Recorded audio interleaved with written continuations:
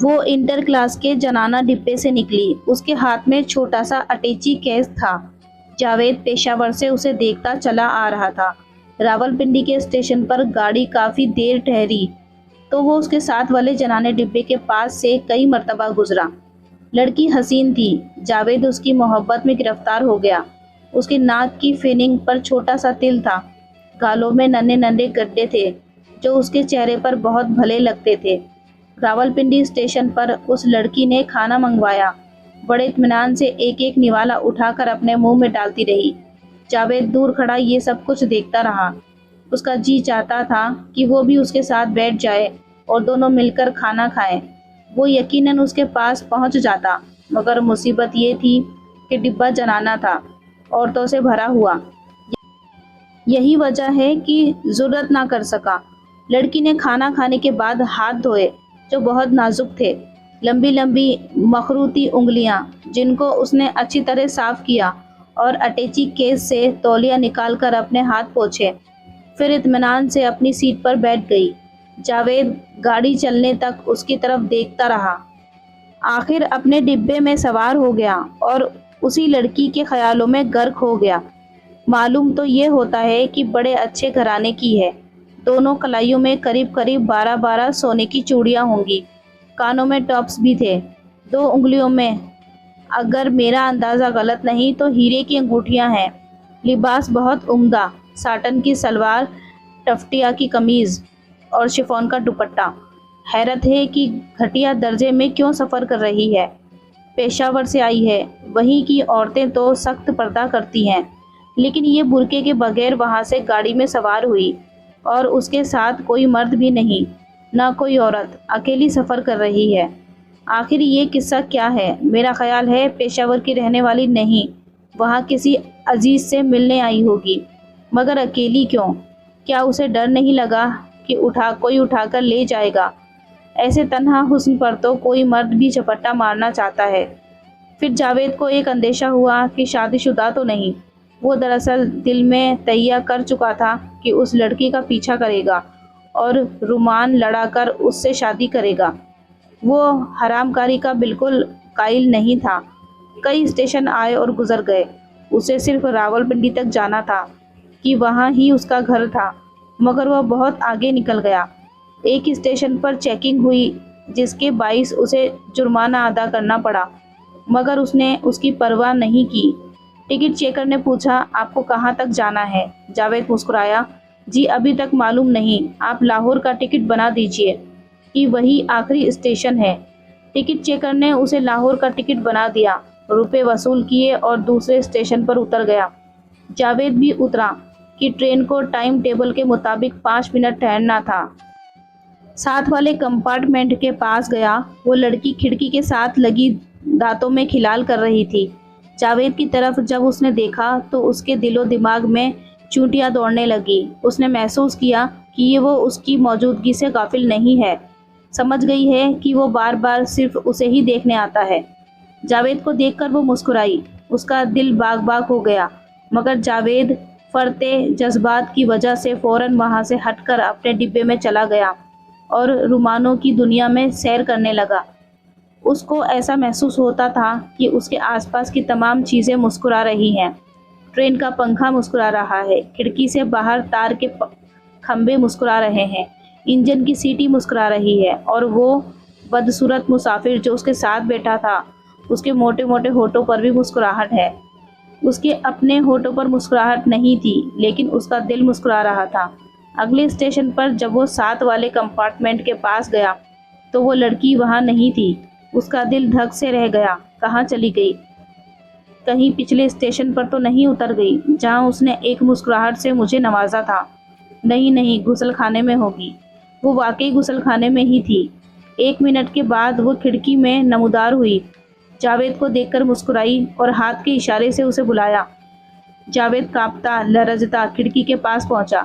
اس لڑکی نے بڑی مہین اور سریلی آواز میں کہا، ایک تکلیف دینا چاہتی ہوں آپ کو، مجھے 2 سیب لا کر دے دیجئے۔ یہ کہہ کر اس نے اپنا پرس نکالا اور 1 روپے کا نوٹ جاوید کی طرف بڑھا دیا۔ جاوید نے جو اس غیر متوقع بلاوے سے قریب برق زدہ تھا، 1 रुपए का नोट पकड़ लिया, लेकिन फौरन उसके होशो हवास बरकरार हो गए।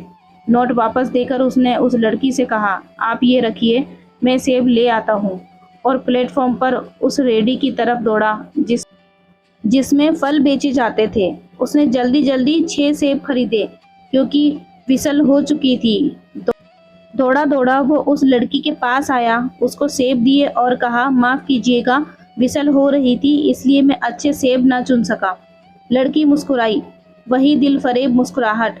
गाड़ी हरकत में आई। जावेद अपने कंपार्टमेंट में दाखिल होते कांप रहा था, लेकिन बहुत खुश था। उसको ऐसा महसूस हो रहा था कि उसको दोनों जहान मिल गए।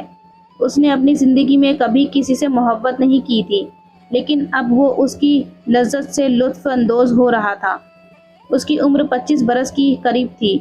उसने सोचा कि इतनी देर में कितना खुश्क रहा हूँ।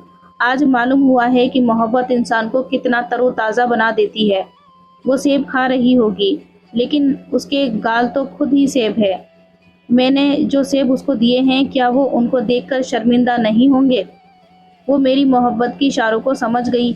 जभी तो वो मुस्कुराई और उसने मुझे हाथ के इशारे से बुलाया और कहा कि मैं उसे सेब ला दूँ।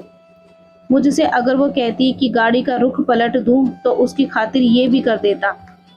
गो मुझसे इतनी ताकत नहीं, लेकिन मोहब्बत में आदमी बहुत बड़े बड़े काम सरअंजाम दे सकता है। फरहाद ने शीरी के लिए पहाड़ काटकर नहर नहीं खोदी थी। मैं भी कितना बेवकूफ़ हूँ। उससे और कुछ नहीं तो कम से कम आज यही पूछ लिया होता कि तुम्हें कहाँ तक जाना है। खैर, मैं लाहौर तक का टिकट तो बनवा ही चुका हूँ। हर स्टेशन पर देख लिया करूँगा। वैसे वो अब मुझे बिन बताए जाएगी भी नहीं। शरीफ ख़ानदान की लड़की है।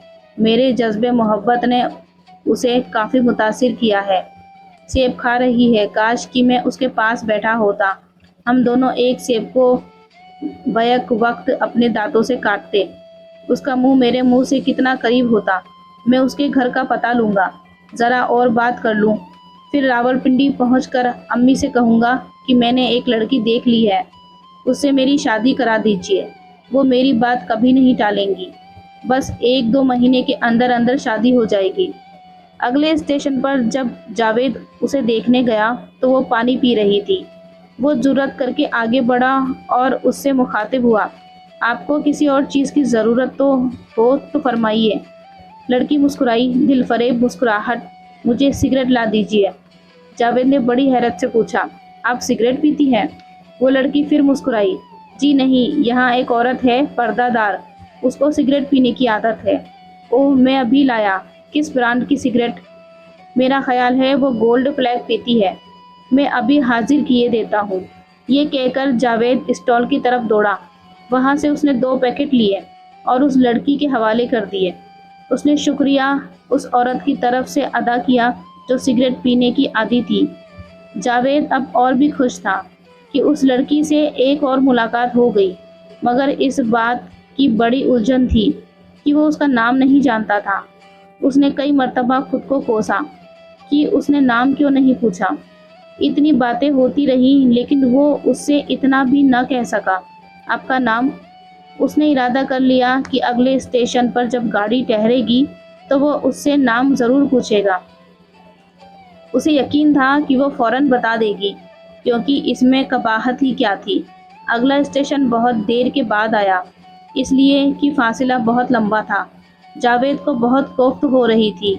उसने कई मर्तबा टाइम टेबल देखा, घड़ी बार बार देखी। उसका जी चाहता था कि इंजन को पर लग जाए ताकि वो उड़कर जल्दी अगले स्टेशन पर पहुंच जाए। गाड़ी एकदम रुक गई। मालूम हुआ कि इंजन के साथ एक भैंस टकरा गई है। वो अपने कंपार्टमेंट से उतरकर साथ वाले डिब्बे के पास पहुंच, मगर लड़की अपनी सीट पर मौजूद नहीं थी। मुसाफिरों ने मरी कटी हुई भैंस को पटरी से हटाने में काफ़ी देर लगा दी। इतने में वो लड़की, जो गालिबन दूसरी तरफ तमाशा देखने में मशगूल थी, आई और अपनी सीट पर बैठ गई। जावेद पर जब उसकी नज़र पड़ी तो मुस्कुराई, वही दिल फरेब मुस्कुराहट। जावेद खिड़की के पास गया, मगर उसका नाम पूछ न सका। लड़की ने उससे कहा, ये भैंस क्यों गाड़ी के नीचे आ जाती है? जावेद को कोई जवाब न सूझा। गाड़ी चलने वाली थी, इसलिए वो अपने कंपार्टमेंट में चला गया। कई स्टेशन आए मगर वो ना उतरा। आखिर लाहौर आ गया। प्लेटफॉर्म पर जब गाड़ी रुकी तो वो जल्दी जल्दी बाहर निकला। लड़की मौजूद थी। जावेद ने अपना सामान निकलवाया और उससे, जिसने हाथ में अटैची केस पकड़ा हुआ था, कहा, लाइए मैं अटैची केस मुझे दे दीजिए। उस लड़की ने अटैची केस जावेद के हवाले कर दिया। कुली ने जावेद का सामान उठाया और दोनों बाहर निकले। तांगा लिया। जावेद ने उससे पूछा, आपको कहाँ जाना है? लड़की ने बड़े नर्म और नाजुक लहजे में जवाब दिया, जी रावी रोड। चलिए मैं आपको वहाँ छोड़ आता हूँ। बहुत बहुत शुक्रिया। तांगा रावी रोड से गुजर रहा था। जावेद ने उस लड़की से पूछा, कहाँ जाइएगा अब आप? लड़की के होठों पर वही दिलफरेब मुस्कुराहट पैदा हुई। जी हीरा मंडी। जावेद बौखला सा गया।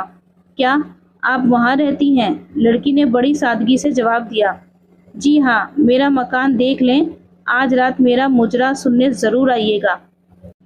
जावेद पेशावर से लेकर लाहौर तक अपना मुजरा सुन चुका था। उसने इस तवाइफ को उसके घर छोड़ा और उस तांगे में सीधा लारियों के अड्डे पहुंचा और रावलपिंडी रवाना हो गया।